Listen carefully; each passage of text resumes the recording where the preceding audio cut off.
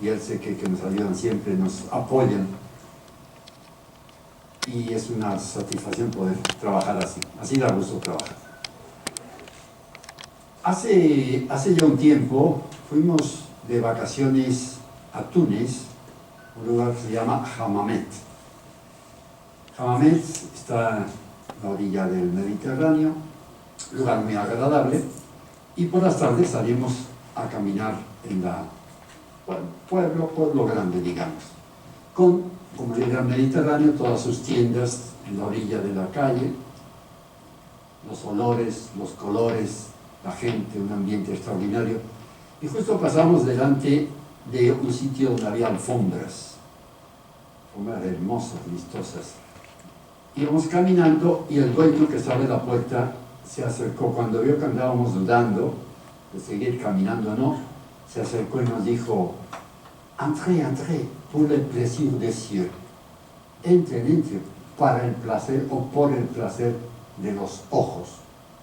Y eso me ha inspirado hoy para animarles a escuchar esta charla sobre el ilustre Van Gogh, también esperemos para el placer de los ojos, de este gran, extraordinario, para mí uno de los más grandes pintores del siglo XIX y de toda la historia de la pintura.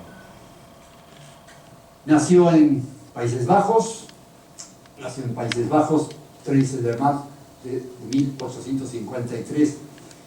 Ya el nacimiento tuvo un indicio un poco raro, y es que justo un año anterior, el 30 de marzo también, nació el primer hijo de la familia, y le habían puesto también el nombre de Vincent. A él nace, y es un poco como sustituir al que no había nacido. Parece que eso después, cuando nuestro amigo se enteró de ese hecho, no le gustó mucho, pero en fin, tuvo que aceptar. En su corta vida, apenas 37 años, pintó 800 cuadros. Y además, fíjese el detalle, que la mayoría de ellos fueron en los 10 últimos años de su vida, que fue cuando se dedicó a pintar. 43 retratos, que son muchos. Un compatriota suyo, el famoso de la noche nocturna, pintó 50 autorretratos, él 43, pero él lo hizo en solo 10 años de vida, 43 autorretratos. En cambio, quien era el de la noche, la vigilia de la noche, ¿se acuerdan? El pintor de Países Bajos, Rembrandt, su compatriota, había pintado 50 autorretratos, pero en 40 años de trabajo de pintura. 148 cuadros, 1600 dibujos, o sea que pasó la vida pintando, sobre todo la vida, como digo, los 10 últimos años de su vida. Ya desde pequeño tuvo problemas, tenía problemas mentales, de personalidad, introvertido. Entonces, desde siempre, o desde que empezó ya a dedicarse a la pintura, eso fue su refugio, fue su salida, fue donde se sentía a gusto viviendo. Escribió 800 cartas, como digo, de nuevo casi la última parte de su vida. Son cartas muy importantes porque es casi el único pintor que explicaba sus cuadros. Le pintaba un cuadro y le escribía a su hermano, le escribía por qué lo hizo, qué quería expresar, qué quería decir con todo eso. Y eso que no se tiene que hacer en ningún pintor, algún que otro pudo expresar. Pero él continuamente explicaba qué es lo que quería en cada cuadro. Eso fue muy importante, sobre todo por estas 650 que fueron para su hermano Theo. Su vida fue al principio muy agitada. Nada más del índice que tuvo 38 direcciones diferentes para el correo. Quiere decir que estuvo viviendo de un lado para otro hasta que ya finalmente se asentó. Nació en Países Bajos, en un pequeño pueblo, Zundert. Este Zundert ahorita tiene 40.000 habitantes, o sea que en esa época debía tener casi la mitad. Su padre, un teólogo protestante, Theodorus, que es palabra en griego significa el regalo de Dios. No lo fue para sus hijos, pero en fin, era su nombre. La diferencia un poco se ve él como buen pastor protestante, muy recto, muy trabajador, muy seguro, muy firme. En cambio la esposa, Anna, más alegre, más viva, para consuelo de sus 6 hijos. El mayor entonces fue Vincent, y 4 años después fue Theo, muy importante en la vida. Fue su ángel guardián, fue su apoyo, fue el que le hizo vivir hasta que pudo, hasta que decidió vivir. El que lo alimentó, le pagaba todo, lo cuidaba. Como él mismo dijo, mi juventud fue triste, fría y estéril. Qué difícil, ¿no? Reconocer que en su juventud no fue lo que debía haber sido. Sobre todo en su relación con su padre, que nunca fue una buena relación. Un poco rápidamente para decir lo que fueron los primeros años de su vida hasta la edad de 27 años. Nace entonces en Zunder, a los 16 años se va a trabajar a La Haya, en una compañía de la que participaba un tío suyo, que era de una compañía internacional de venta de arte. Ahí estuvo 4 años aprendiendo, después lo mandan a Londres, estuvo unos 2 años, ahí tuvo su primera crisis amorosa, porque se enamoró de la hija de la dueña del hostal donde vivía, se opusieron a ninguna relación. Tuvo después otro problema, ya 4 años más tarde, cuando se enamoró de una prima suya, también fracasó. Después estuvo viviendo 1 año y medio con una prostituta, porque se apiadó de ella, prostituta alcohólica y embarazada. También tuvo que dejarla porque iba a acabar con su vida. Y finalmente tuvo un encuentro con una mujer viuda, 10 años mayor que él. Parece que estaban enamorados, pero las dos familias dijeron ni hablar de compromiso. Esas fueron las experiencias matrimoniales y amorosas de él, o sea que en ese aspecto también fracasó en toda su vida. De Londres lo mandan a París, que es donde estaba el centro de la compañía, y va 2 años, y al final lo despiden porque él quería imponer su criterio en lo que iba a vender. Y la gente no estaba de acuerdo, los directores decían, no, aquí hay que vender para ganar dinero, no para vender obras de arte. Entonces lo despidieron, y ahí le entró el espíritu religioso. Su padre era protestante, entonces había vivido durante la juventud el tema de las iglesias, las misas, el evangelio. Entonces le dio la idea, quiso ser también pastor protestante. Entonces va a Ámsterdam, ahí empieza primero a practicar con un pastor en su iglesia, después tiene contacto, lo empiezan a conocer, quiere entrar a estudiar teología, y como lo conocían, dijeron no porque no sabe latín ni griego, no ha estudiado latín ni griego, entonces no puede ser. Pero si quiere puede practicar como misionero. Y entonces lo mandan de Ámsterdam, lo mandan a esta región de Mons, en Bélgica, fronteriza con Francia, donde era una región minera y agrícola. Entonces ahí lo mandan, entra con mucho entusiasmo, pero también fracasa, por 2 razones. Por un lado, los directivos se asustan porque estaba predicando en harapos. Quiere decir que quería vivir el evangelio, la predicación tan a fondo, que se desprendió de todo, el vestido, ropa, el dinero, estaba flaco, no comía, todo para dárselo a la gente. Entonces los directivos dijeron, no, así no podemos, no se puede aceptar eso. Por un lado. Por el otro lado, la gente también le temía, porque era violento, quería exigir también lo que se exigía a él mismo, quería exigirlo a los demás. Así que fueron a quejarse, oiga, no, este es demasiado, es más papista que el Papa, y eso que eran protestantes.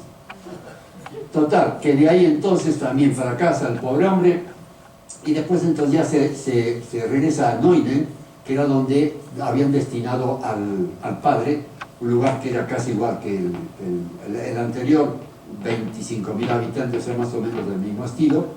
Ahí entonces empieza a preocuparse por la pintura, empieza a gustar de pintar, y gracias a Theo va entonces a Amberes, donde está la escuela de pintura de Bélgica, está estudiando, y al final 1 año y medio, 2 años también se cansa aquí porque decía que era demasiado aburrido, que le hacían pintar todo el día esqueletos, que no salían al exterior, que no pintaban gente viva, animada, sino que eran todos esculturas, cosas sin vida.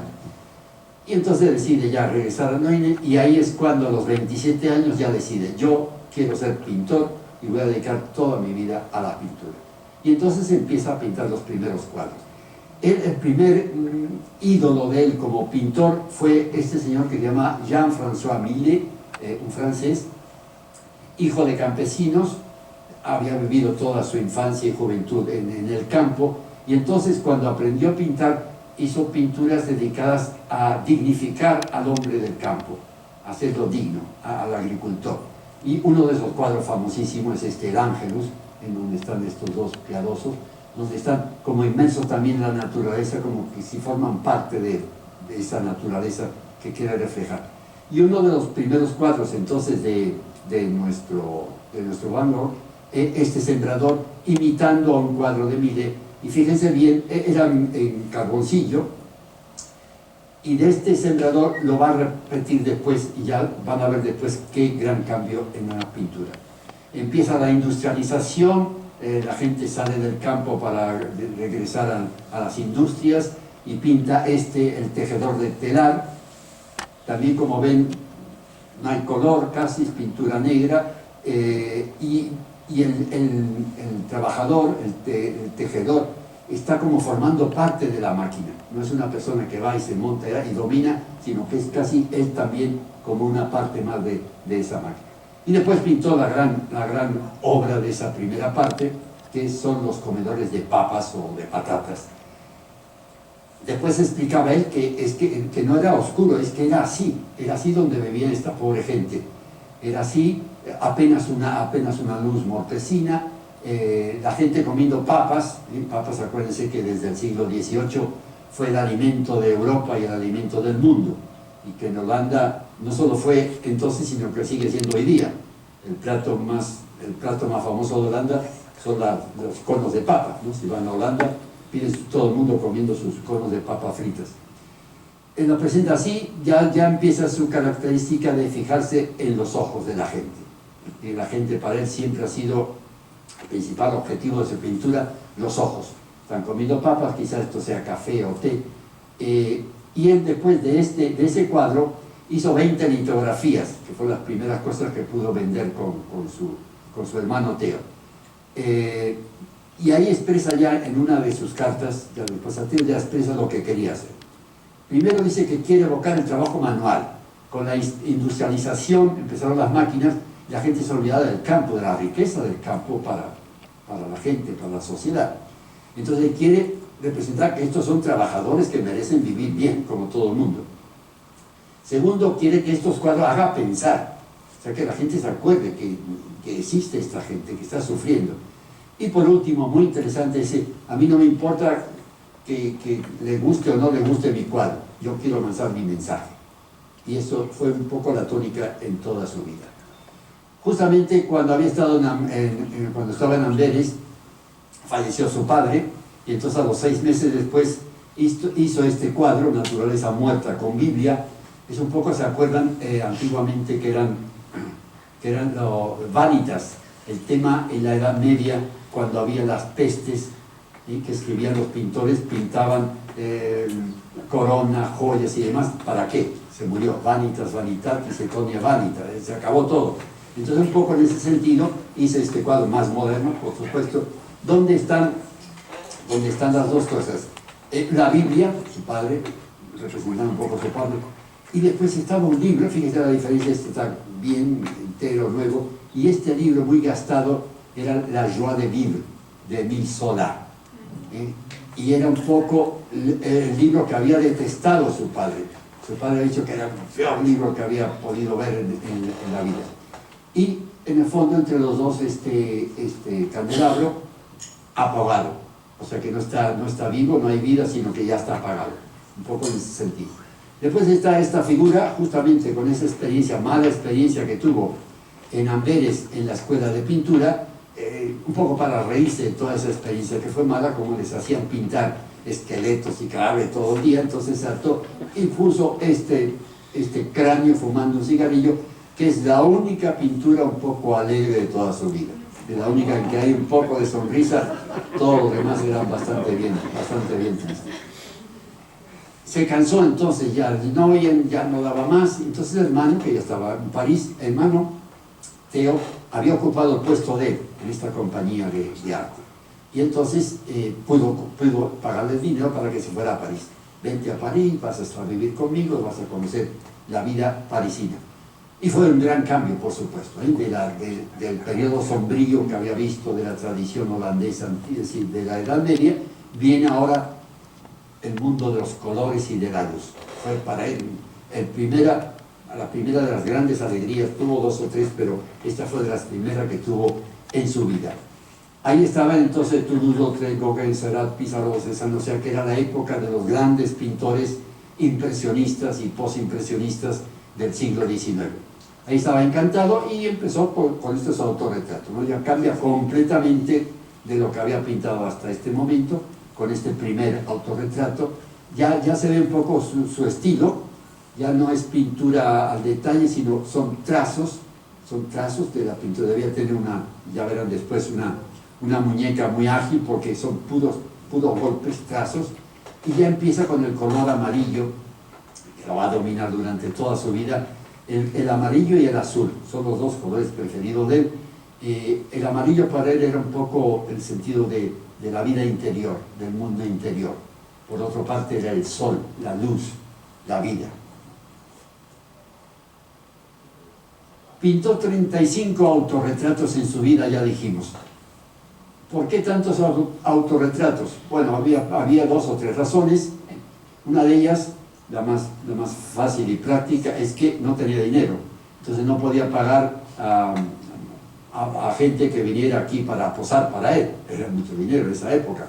Entonces no podía. Por otro lado, le gustaba porque él podía ensayar nuevos proyectos, nuevos tipos de pintura con su rostro. Y después tercero, ya dijimos, era introvertido, entonces a él le encantaba observarse y interiorizar su presencia, ¿no? a través de eso que estaba pintando. O sea, querer proyectar en este momento en el que estoy viviendo ahora, es esto lo que estoy viviendo.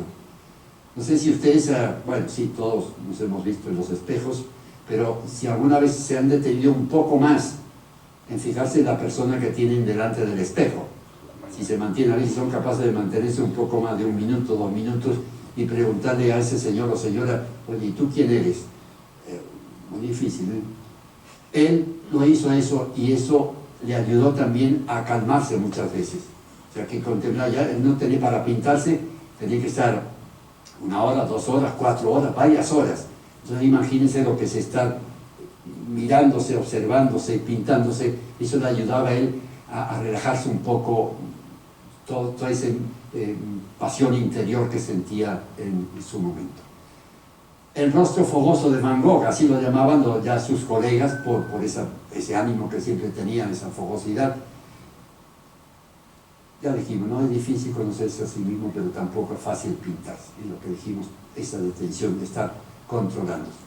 Salía de París y cerquita de París tenía el campo. A poder, estaba en la primavera, y entonces empieza ya a enamorarse no tanto del campo, sino del color del campo. Y es esta maravilla, nos está poniendo esto como delante de los ojos. Está en primer plano, figura en primer plano. Y no está en el detalle de la rama, sino que, de nuevo, son trazos. Está trazando para arriba los tallos, golpetazos. De nuevo, colores dominantes, azul y amarillo, y entre el azul y amarillo la mezcla, que es el verde. Una maravilla. Si realmente amas la naturaleza, encontrarás belleza en todas partes. Es una frase. Voy a poner muchas de estas frases, referencias suyas, y cómo para él la naturaleza era lo máximo que podía tener. Vivía, decía que la naturaleza es lo que da vida al hombre. También en Amberes se enamoró de la pintura japonesa. Acuérdense que en Países Bajos tuvo un acuerdo comercial de monopolio de todo lo que venía de Japón hasta el año 1840. Entonces había mucha obra japonesa, pintura japonesa, y se hicieron famosos estos cuadros, estas xilografías, algunas en madera, no solo en él, sino en todo París, con su hermano llegaron a juntar como 100 de estas pinturas y incluso empezaron a vender un poco. En todo caso, él estaba enamorado de estas pinturas y dice en una de esas cartas explicándola: envidio a los japoneses por la increíble claridad, ¿sí?, de la que están impregnados todos sus trabajos. Su estilo es tan sencillo como respirar. Eso se entiende. Son capaces de hacer una figura con solo unos pocos trazos seguros, que hace que parezca tan fácil como abrocharse el chaleco. Hoy día ya los hombres, no sé si alguno todavía usa chaleco, pero qué interesante la comparación, que pintar para el japonés es tan fácil como abrocharse el chaleco. Bueno, ahí les dejo la comparación. En todo caso, él quiso imitar a uno de los famosos cuadros, Hiroshige, con el puente, famoso puente. Él lo imitó casi completamente. La pintura japonesa le encantaba porque era simple, porque era armoniosa, porque cuidaba todos los detalles y porque no había claroscuro. Acuérdense que él venía de Países Bajos, de Rembrandt, la patria de Rembrandt, y el Rembrandt es puro claroscuro, con esa vitalidad, esa fuerza diferente. Él le gustaba mejor esto, no quería eso, sino quería claridad. Y durante toda su vida vamos a ver que sigue con esa idea de los japoneses. En ese tiempo todos los grupos de pintores estaban buscando nuevas maneras de expresarse, nueva fórmula, ¿no? Cómo hacer, y entre ellos se hablaban, se comentaban sus trabajos. Y aquí está aplicando una de las cosas, cosas nuevas que estaban inventando los pintores. No sé si pueden darse cuenta de algo especial en su pintura, ¿no? Esos ojos, esa expresión, esos huecos acá en la cara.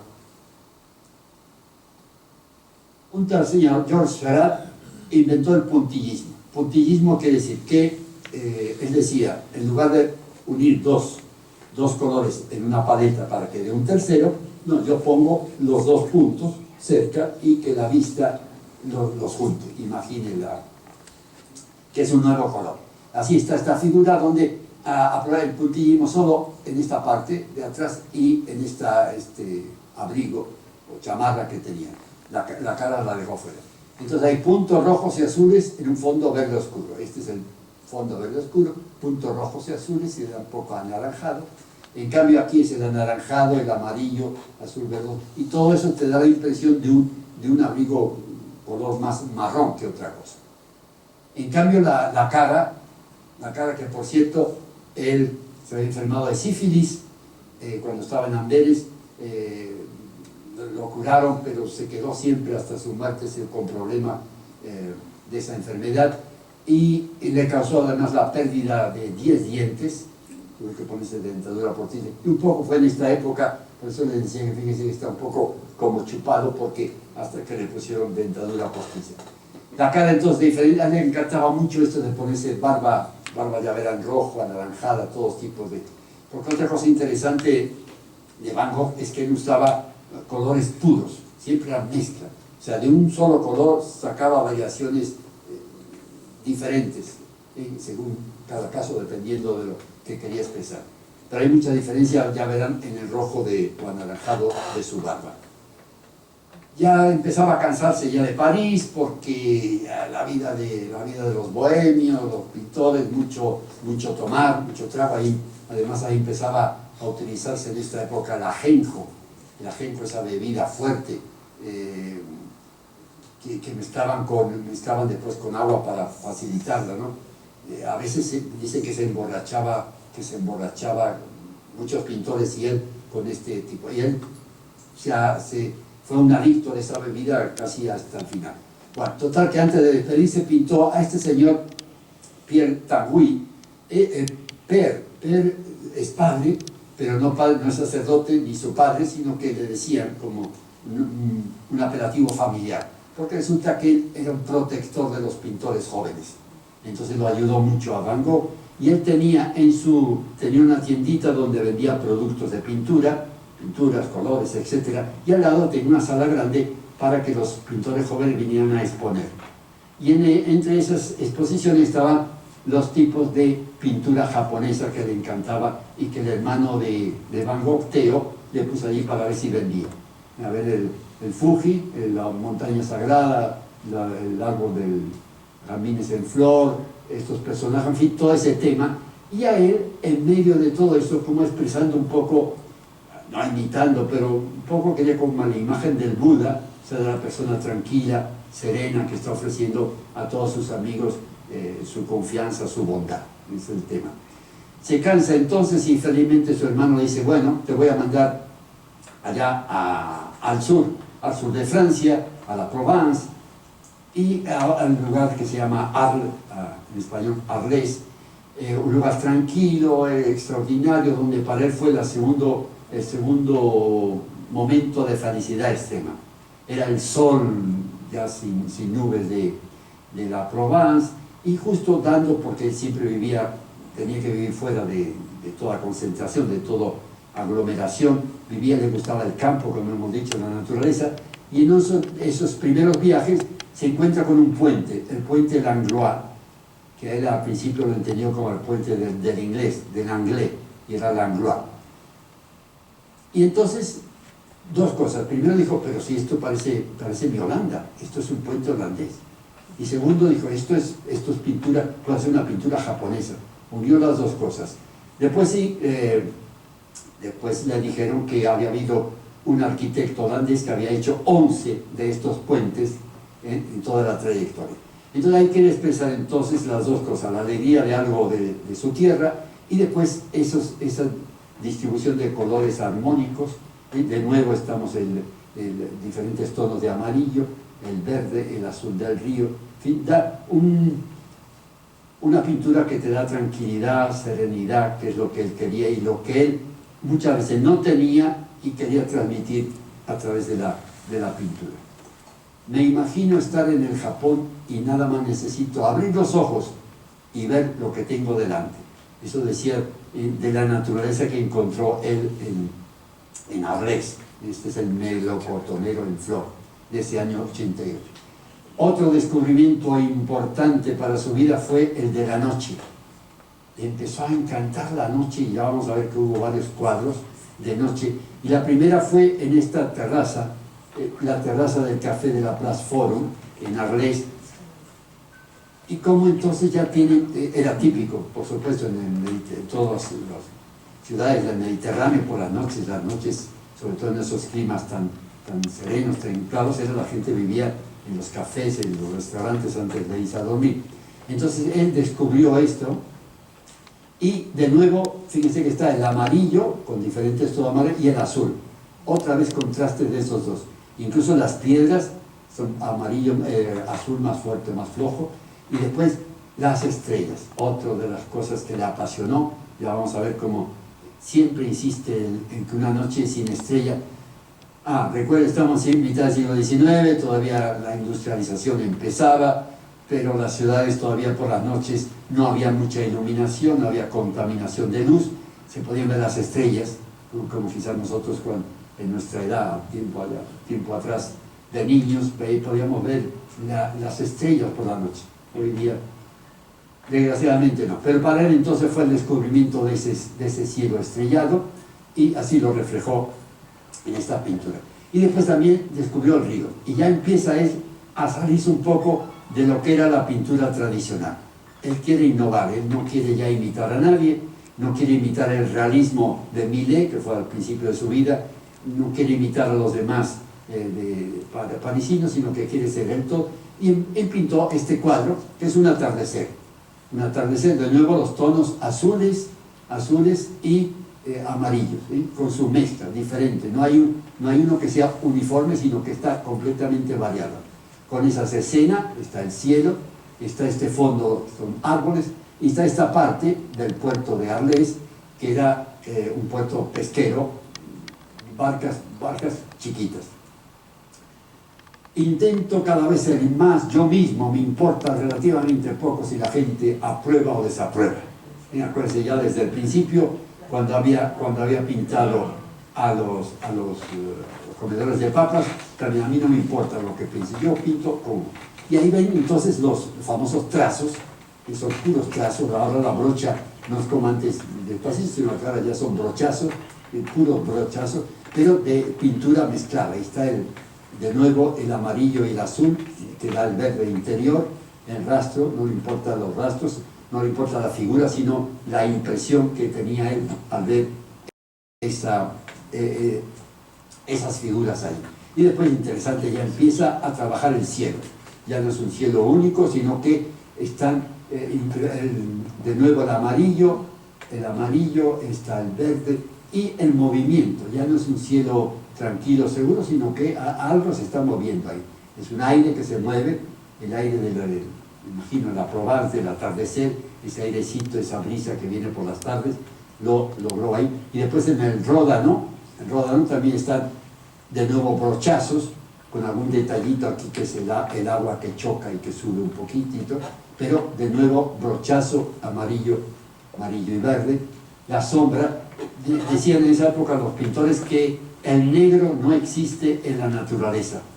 Entonces él aprovecha eso y no pinta nada negro, sino que es un azul más fuerte, incluso el reflejo de la arboleda son un reflejo, ya indicando, no es un reflejo fijo, sino hay movimiento. Y como ya veremos después lo interesante, cómo trabaja eso, cómo el reflejo del agua ahí no está quieto, sino que se está moviendo.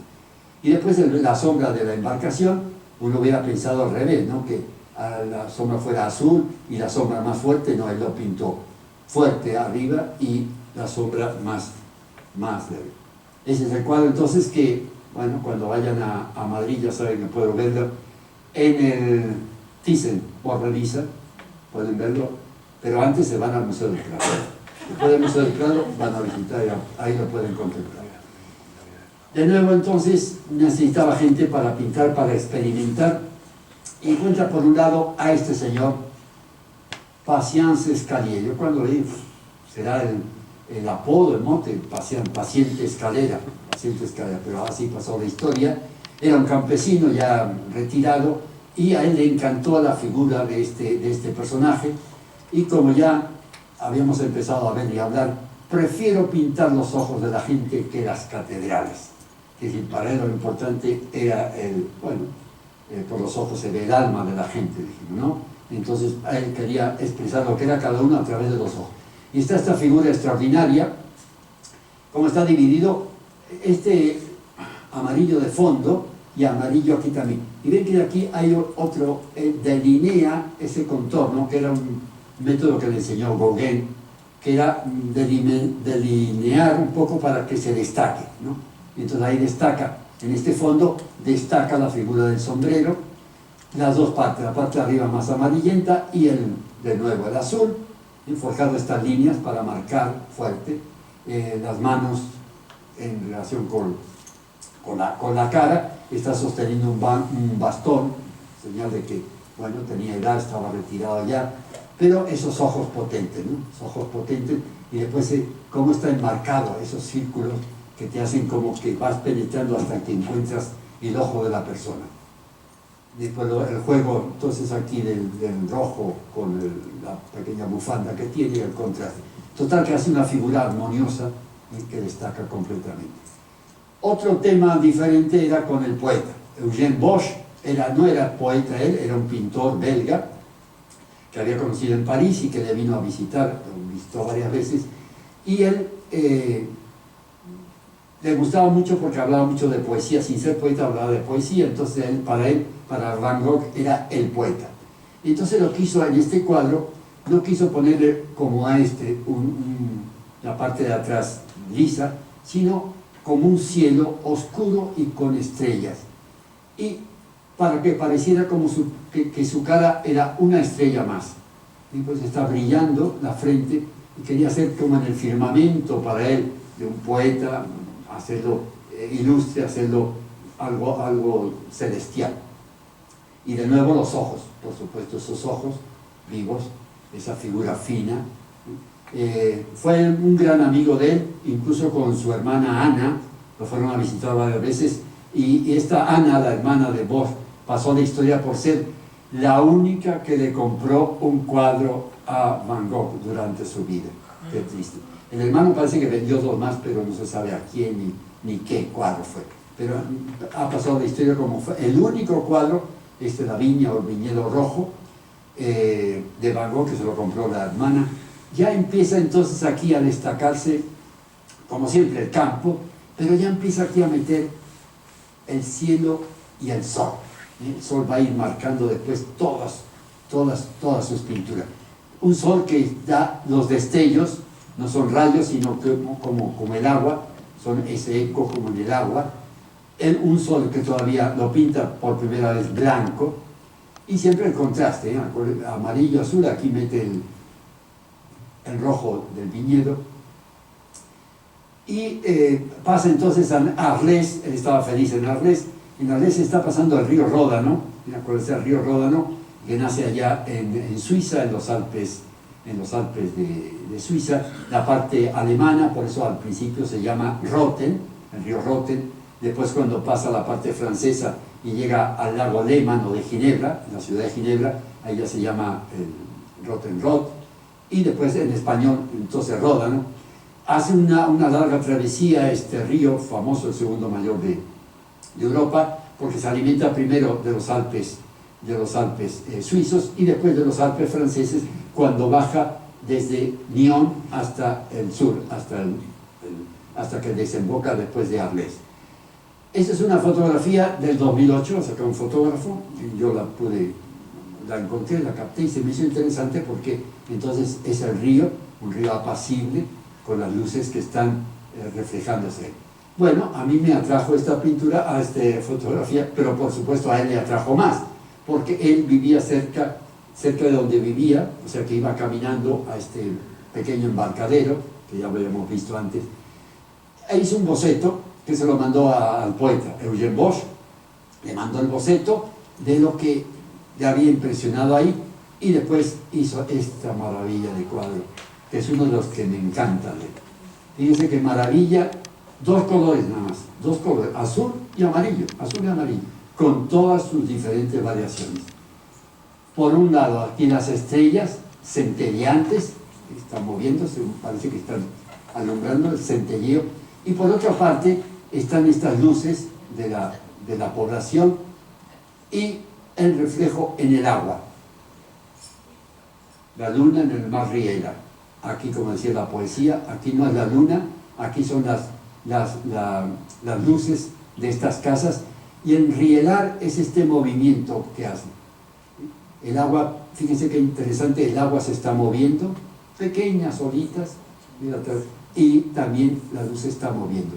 Una maravilla de cuadro, me encanta siempre.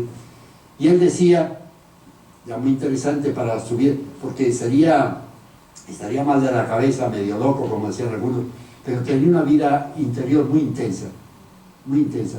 Él decía, cuando siento una necesidad de religión, salgo de noche y pinto las estrellas. Las estrellas para él, con el amarillo, eran la felicidad. Acuérdense del sembrador, allá al principio, nada que ver con este sembrador nuevo, en 1888 en Arles, donde ya, fíjense, ya la transformación del sol, ya el sol no es una cosa blanca, sino que es a profundizar. Para él, dijimos, para él el amarillo era la vida espiritual, era la luz, era el poder, era la fuerza, y ahí cambia también ya los reflejos, ya los rayos del sol salen directamente. También son puros toques de pincel. El trigo allá, que también le encanta el tema del trigo, lo veremos varias veces. Y después esta mezcla de la tierra, donde hay diversos colores, está sembrando, todavía la tierra no tiene la semilla, no ha florecido nada. E interesante también esto, fíjese, que a diferencia de otros cuadros, que vemos que es un camino, el camino va hacia allá, no, él pinta ahora, y veremos en otra vez, como que el camino empezaba ahí, como que el camino empieza de aquí para allá, una cosa original de él, también se le ocurrió. Un sol, una luz que a falta de un calificativo mejor, solo puede definir con amarillo. Un pálido amarillo azufre, un amarillo limón pálido, qué hermoso es el amarillo. ¿sí? Eso para él, como dijimos, era su vida, era su interior, ese hermoso amarillo. Otra gran felicidad que tuvo en Arles, que fue la casa amarilla. Había vivido hasta ahora en una pensión, había alquilado una habitación, pero consiguió de su hermano que le alquilara entonces una parte de esta casa. No sabemos si la casa era en sí amarilla, si la pintaron después, porque cayó destruida al principio de la Segunda Guerra Mundial, en 1442. La destruyeron completamente, felizmente quedó esta pintura de él, donde aquí fue feliz de nuevo, se sentía como la única vez que tenía ya una vivienda personal, era solo para él. Tenía además al lado una tienda de comestibles y un restaurante donde solía ir a comer, así que ¿qué más pedí? Entonces se le ocurrió hacer de esta casa amarilla una sede de un taller de pintores, y quería invitar a pintores de París que vinieran a visitarlo, charlar y conversar y pintar juntos. Ninguno de ellos accedió. Finalmente fue Gauguin, que tampoco él era reticente a venir, hasta que su hermano Theo le pagó unas deudas que tenía, y entonces pudo venir aquí a acompañarlo a la Casa Amarilla. Como dijimos, tenía ya su centro, su habitación y su cuarto personal, el dormitorio de Arles, que ha pasado la historia, el famoso dormitorio de él. Fíjense nomás que no fue una pintura sino que interesante todo lo que le explica a su hermano cómo había pintado esta habitación. Los muros lila pálido, el suelo de un rojo gastado y apagado, las sillas y la cama amarillo de cromo, las almohadas y la sábana verde limón muy pálido, la manta roja sangre, la mesa de aseo anaranjada, la palangana azul, la ventana verde. Fíjense qué mezcla de colores de toda, y sin embargo es una armonía, un cuadro armonioso, que te da sentido de tranquilidad, de reposo, puedes llegar a dormir tranquilamente, no tener malos sueños.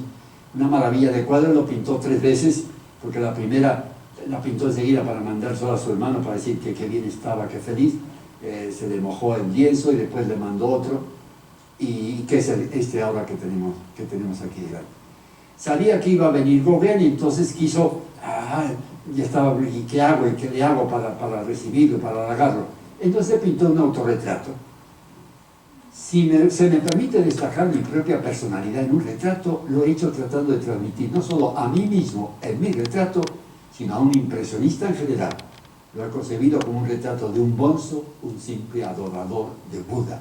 Quiere decir que tenía sentimientos espirituales, le encantaba la doctrina de Buda, o sea, sabe todo con relación con lo japonés. Y entonces hizo la pintura, que ya ven, es un poco diferente a la que hemos visto anteriormente. Está más tranquilo, reposado, todavía esos ojos que te están mirando, te están examinando casi. El color verde de atrás, del fondo, expresando la tranquilidad, el reposo. También quiso decorar un poco el cuarto que iba a tener Gauguin. Entonces, ¿qué le pinto? ¿Qué pinto? Entonces se le había ocurrido el tema de los girasoles. Él había pintado ya girasoles en París, pero girasoles sobre una mesa, varias mesas, y ahí se le ocurrió ya ponerlos ya en un jarroncito. Claro, uno dice girasol y uno se imagina enseguida el girasol, la planta hermosa, grande, con ese amarillo profundo, ¿no? Como no sé si se acuerda la famosa película, aquella de Sica, de los girasoles, con Marcello Mastroianni, los girasoles, que está en Rusia, y hay un campo de girasol amarillo. Bueno, él no, me imagino que diría, no es demasiado fácil pintar ese amarillo. Entonces se inventa este otro amarillo, porque además los girasoles son de varios tipos, no son todos iguales, hay de varias categorías, y no en el momento de florecimiento del girasol, sino casi cuando está ya apagándose. Fíjense que está apagándose ya, que las hojas ya se están muriendo, se están desvaneciendo. De este cual él quería hacer 12 cuadros, 12 girasoles diferentes. Eso estaba de moda también en París. Los pintores hacían series de pintura, tomaban un tema y hacían varias series, y él quiso hacer de girasoles. Quería pintar 12, pintó finalmente solo 7. Uno de ellos desapareció en la la Segunda Guerra Mundial. 2 de ellos están aquí en Estados Unidos, otro está en Inglaterra, otro está en Ámsterdam, y el último, en Múnich, y el último está en Japón, que fue el último, que nada menos por 39.900.000 dólares de Estados Unidos, que lo compró un japonés, un millonario japonés, y después lo regaló, después que lo admiró en su casa y lo hizo mostrar a sus amigos, lo regaló al Museo Nacional en Tokio. Entonces este lo había pintado para el cuarto de Gauguin. Ya viene Gauguin, los primeros días encantados, pasean juntos, salen y pintan, porque esta avenida de Alichamps la pintan en diferentes tomas los dos. Ya se está terminando el otoño, todavía hay muchos colores en los árboles y ahí están pasando su tiempo, pero llegó un momento en que la cosa no iba tan bien como se suponía. El carácter tan fuerte de los dos hizo que se encontraran, tuvieran muchas discusiones, muchas peleas, y aquí entonces empieza entre la realidad y la leyenda, cada uno que se quede con lo que más le gusta. En todo caso, según unos, en una discusión, se enojó mucho y sacó esta cuchilla afeitada, esa famosa de Antigua, que cortaba tan fiero, sacó y se cortó, discutiendo con... Según otros, Gauguin no estaba ahí y él recibió la noticia de su hermano que se casaba, su hermano Theo, su ídolo, su amor de su vida, se casaba, y dicen que por eso se pegó una...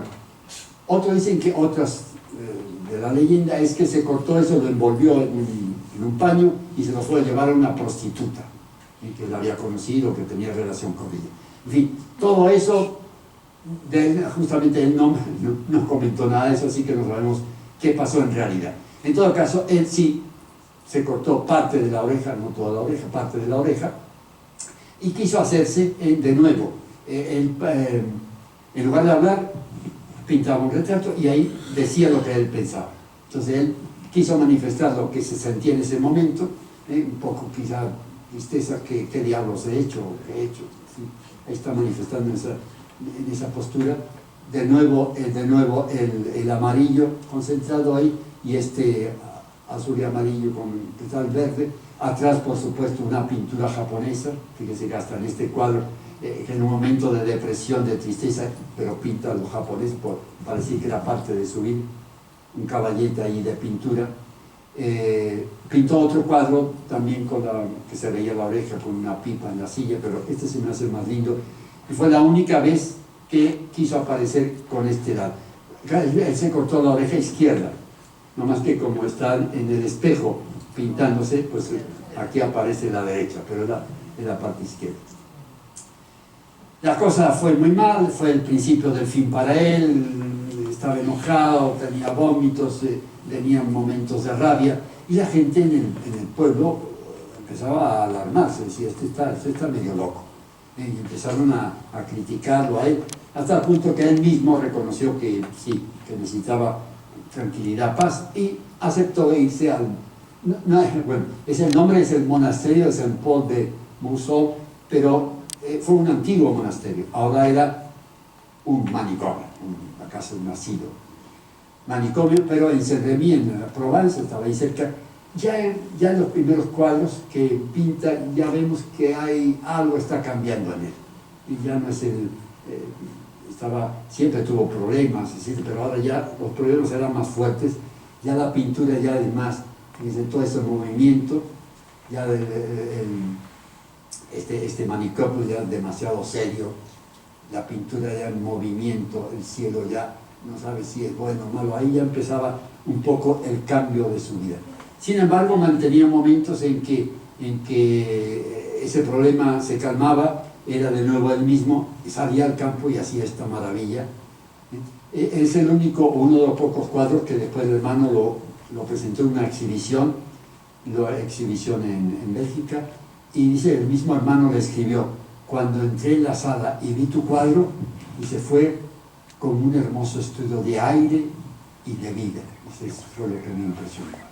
De nuevo, no se fija en el detalle, sino que son colores, y colores mezclados, conjunto de colores, y de nuevo en primer plano, que lo está presentando aquí a los ojos, para como que respires tú ese color, te llenes de ese color, ¿no? Los lirios,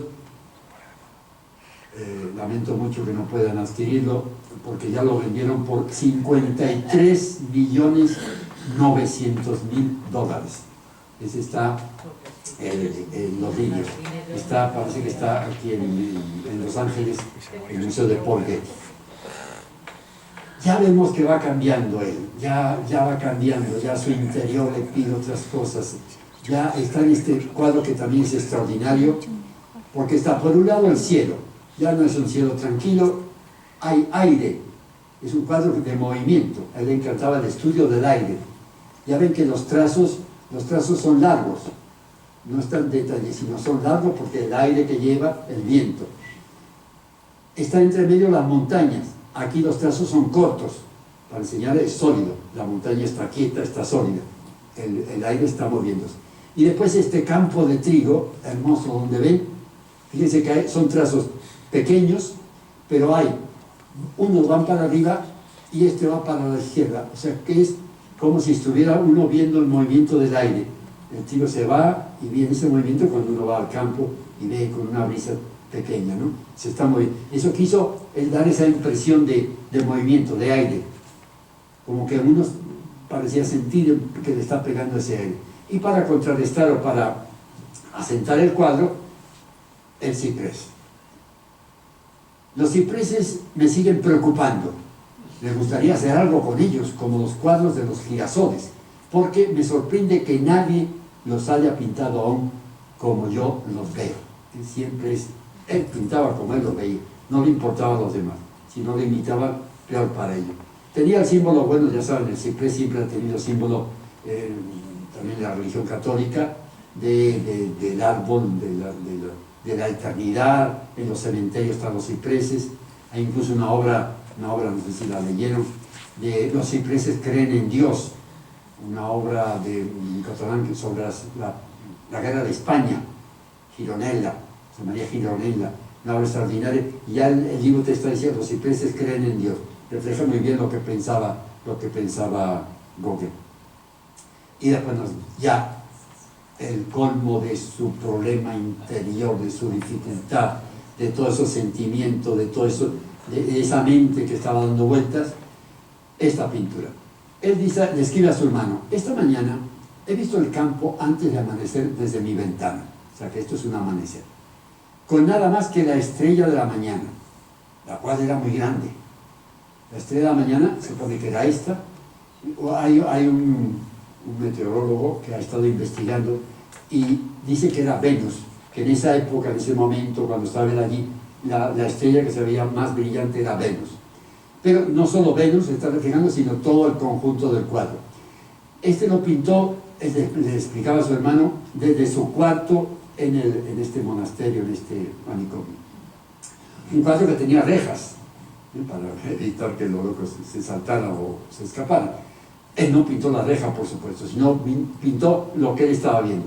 En base a esta primera luz de Venus, pintó entonces un pueblito que no existía, con una iglesia que él va a repetir en varios cuadros, que siempre le quedó el recuerdo de la iglesia de su país, de su ciudad natal, y después de nuevo el ciprés, de nuevo el cielo, uniendo el cielo y la tierra en este contexto. O sea que todo es inventado, menos esto que le salió, es lo que él veía ahí. La luna creciente, fíjense, el mismo amarillo con diferentes tonos, y eso no es una luna ya, digamos, brillante, sino como una luna ya demasiado fuerte, demasiado agobiada, demasiado problemática. Él había pintado una pintura de el gran Hokusai, había hecho ya famosa en toda Europa y en Francia, por supuesto. Esta es la gran ola, la ola. Él mismo había escrito: estas olas son garras, el barco está atrapado en ellas, puedes sentirlo, aquí está el barco que lo está atrapando. No se sabe si él le inspiró un poco esto en su cuadro, está esta ola, sí está este movimiento, pero fue más allá. Esta ya es una expresión, ya no es física, sino es un sentimiento, una cosa que está remordiendo en su interior. Fíjese toda la cantidad del azul, de nuevo azul y amarillo, está en diferentes tonos, está moviendo, ya son trazos que está dando encerrada entre estos amarillos brillantes este azul.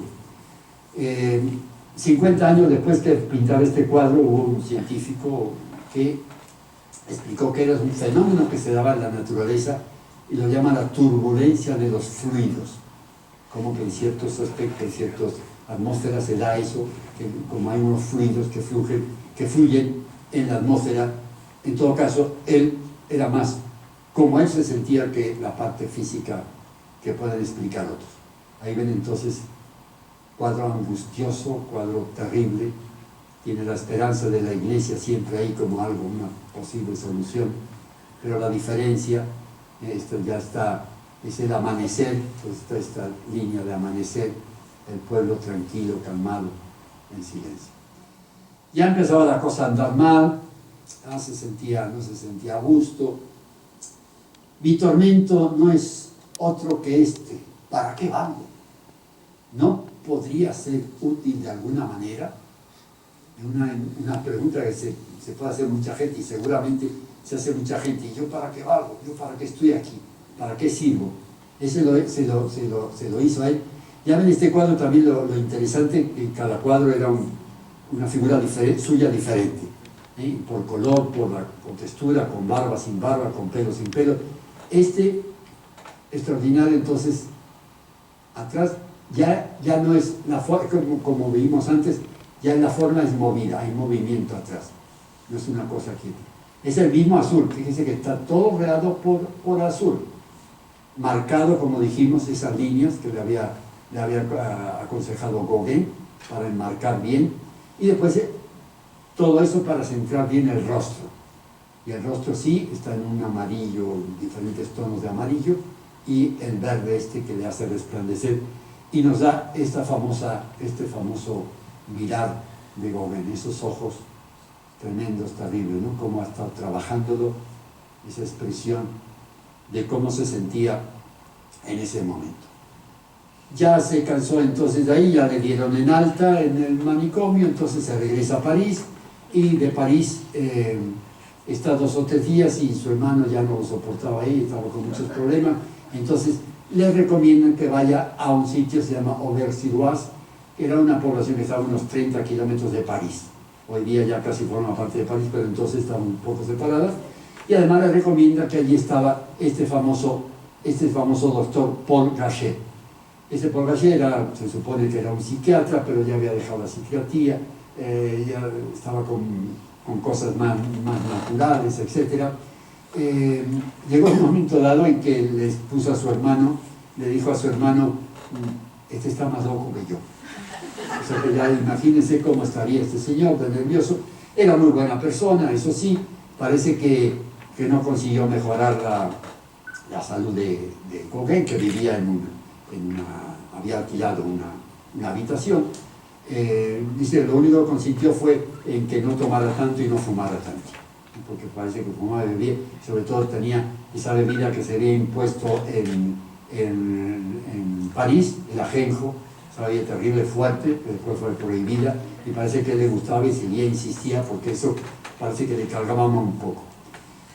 Ven entonces la expresión de nuevo, fíjense qué interesante, los diferentes tonos de azul. Azul fuerte, va bajando y progresivamente se va haciendo más tenue hacia arriba. El centro amarillo, toda la cara y esa expresión, Dios mío. ¿Se acuerdan cuando esto pintó en 1890, en 1850 había presentado la escultura El Pensador? ¿Se acuerdan? Rodin, el pensador. ¿Qué diferencia un pensador realmente profundo, pensando? Y este pobre hombre ahí, como dice la expresión, desencantado en nuestro tiempo. ¿Qué hago aquí? Yo no sé si David tenía pena al estar mirando al pintor, al que lo estaba viendo. Pobrecito, la vida que te espera. Pero en fin, una expresión extraordinaria. Y aquí tenemos al Digitalis purpurea, es esta planta que lo servían de medicina desde la Edad Media, parece que para calmar los que tenían arrebatos, tensiones, problemas, esto les calmaba un poco. No más que el problema era que cuando se exageraba podía causar problemas, y entre ellos es que se veían las cosas con un tono amarillo. Dice que eso producía un amarillento en la visión. Eso le ayudó, ¿no? En todo caso, hasta el final estuvo tomando el digitalismo puro, y por eso que aparece aquí también en esta